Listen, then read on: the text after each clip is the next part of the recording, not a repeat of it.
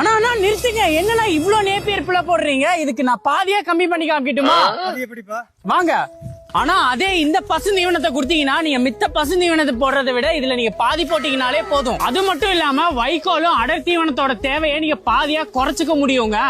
பொதுவா பசு தீவனத்துல எல்லாம் பாத்தீங்கன்னா சொனை அதிகமா இருக்குங்க. அதனால வேலையாட்கள் உள்ள பூந்து வேலை செய்ய மாட்டாங்க. அதுவும் இல்லாம நீங்க மாட்டுக்கு போட்டீங்கனாலும் மாடு விரும்பி சாப்பிடாதுங்க. ஆனா இந்த சிரா நிறுவனத்தோட SSH 400ல பாத்தீங்கன்னா உங்களுக்கு சொனையே இருக்காதுங்க. பொதுவா பசு தீவனத்துல பாத்தீங்கன்னா தண்டு எல்லாமே வேஸ்டேஜா போகுங்க. ஆனா இந்த பசு தீவனத்துல உங்களுக்கு தண்டு மெருதுவா இருக்கறனால மாடு விரும்பி சாப்பிடுதுங்க. ஆனா இந்த சிராவோட SSH 400 பசு தீவனம் கொடுக்கறதுனால உங்க மாட்டுல SNF ஃபேட் அதுவும் இல்லாம பால் இன்க்ரீஸ் ஆகிறது உங்களால பார்க்க முடியுங்க. இப்ப நீங்க நாட்டு சோளத்தை பயன்படுத்தினீங்கன்னா ஒரு ஏக்கருக்கு 25 ல 30 கிலோ வரைக்கும் தேவைப்படுங்க. அது நீங்க சீராவோட சோளத்தை நீங்க பயன்படுத்தினீங்கன்னா 8 to 10 கிலோவே போதுங்க. அதுவும் இல்லாம நீங்க 3 ஏக்கர்ல கிடைக்கிற விளைச்சலை நீங்க ஒரே ஏக்கர்ல உங்களால எடுத்துக்க முடியுங்க. அதுவும் இல்லாம ICRலயும் IMMRலயும் அங்கீகரிக்கப்பட்ட சோளங்க இது. உங்க மாட்டுகளுக்கும் தீவனமா இதை கொடுக்கணும்னு நினைச்சீங்கன்னா ஸ்கிரீன்ல இருக்க நம்பருக்கு கான்டாக்ட் பண்ணுங்க. ரொம்ப நன்றி.